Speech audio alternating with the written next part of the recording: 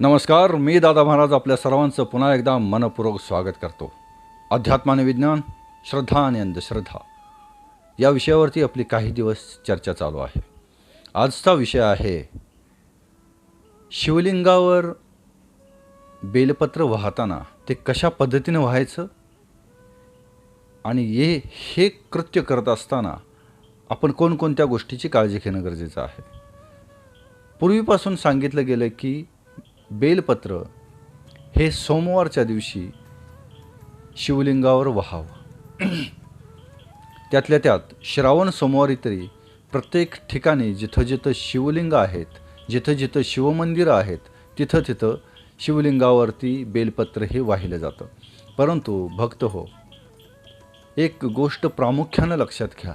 तुम्ही शिवलिंगावर बेलपत्र वाहताना तुमच्या मनात श्रद्धा असतेच, त्याचबरोबर आपण काहीतरी चांगलं कृत्य करतोय, पूजापाठ करतोय, परमेश्वराला आवडणारी वस्तू अर्पण करतोय, ही भावना त्याच्यामागे असतेच असते. परंतु त्याच्या अगोदर तुम्ही काही गोष्टींची काळजी घेणं गरजेचं आहे. आता ती काळजी कसली आणि काय घ्यायची हे सांगतो. रविवारी तुम्ही शक्यतो बेलपत्र तोडता. आता बेलपत्र तोडत असताना तुम्ही तुमच्या हाताला येतील ती पानं तोडत असता. परंतु पानं तोडायच्या अगोदर तुम्ही त्या बेलाच्या झाडाजवळ नतमस्तक व्हा, हात जोडा आणि त्या वृक्षाची माफी मागून त्या वृक्षाला म्हणा की हे बेल वृक्षा, हे वृक्षदेवता, मी तुझी काही पानं तोडणार आहे, जी पानं शिवलिंगावर मला अर्पण करायची आहेत. त्यामुळं तुझ्याही नशिबात भाग्य, तुझ्याही नशिबात काही चांगल्या गोष्टी येतील, तुलाही पुण्य मिळेल आणि मलाही पुण्य मिळेल.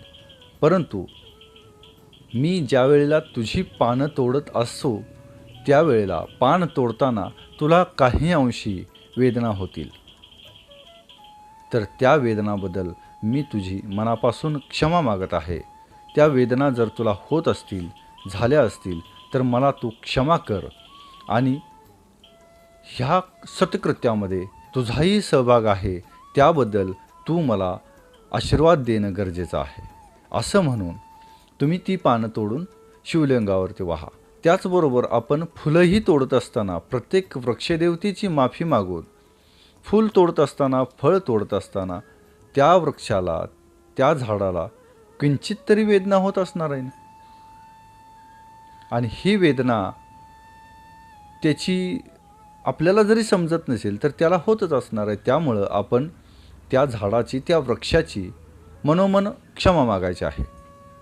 हे कृत्य तुम्हाला काय मोठ्या आवाजात किंवा मोठ्या पद्धतीने करायचं नाही. मनोमन माफी मागा की हे वृक्षदेवता, तुला माझ्या हातून काही वेदना होत असेल तर मला क्षमा करावी. मी परमेश्वराच्या पायावरती ठेवण्यासाठी तुझ्यावरची काही फुलं घेतोय किंवा काही पानं घेतोय, त्याबद्दल मला क्षमा कर, असं म्हणून तुम्ही ती फुलं, ती पानं परमेश्वराच्या चरणावरती किंवा शिवलिंगावरती वाहा. त्याचबरोबर आणखी एक आपल्या हातून चूक होते, नजर चुकीनं होते किंवा आपल्या अज्ञानपणामुळे होते. आता ती चूक काय आहे हे बघूया. आपण परमेश्वरासमोर उभा राहिल्यानंतर हात जोडतो आणि परमेश्वराला म्हणतो, समजा पुढं गणपतीची मूर्ती असेल तर हे गणपती बाप्पा मला परीक्षेत पास कर, किंवा हे गणपती बाप्पा माझ्यावर त्या आलेलं संकट दूर कर, किंवा हे गणपती बाप्पा मोरया माझ्या अडीअडचणी लवकरात लवकर सोडव. अशा काही गोष्टी आपण परमेश्वराला मागत असतो. किंवा शिवमंदिरात उभा असताना हे शिवशंकरा भोलेनाथा आमच्या पाठीशी सदैव राहा, आम्हाला तुझा आशीर्वाद पाहिजे आहे, आम्हाला आशीर्वाद दे, अमुक तमुक अशा गोष्टी आपण बोलत असतो. परंतु ह्या गोष्टी बोलत असताना नजर चुकीनं आपल्याकडून काही चुका होतात.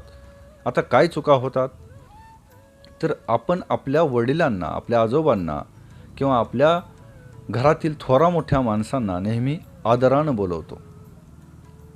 यावो जावो किंवा आदरास्तिक शब्द जे आहेत, ज्याला आपण आहो जाहो म्हणतो, अशा परिस्थितीत, अशा वाक्यातून आपण त्यांचा संबोधित करत असतो त्यांना.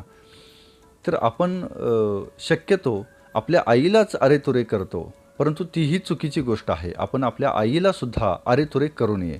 कारण छत्रपती शिवाजी महाराजांनीसुद्धा आपल्या मातेला कधीही अरेतुरे संबोधलेलं नाही.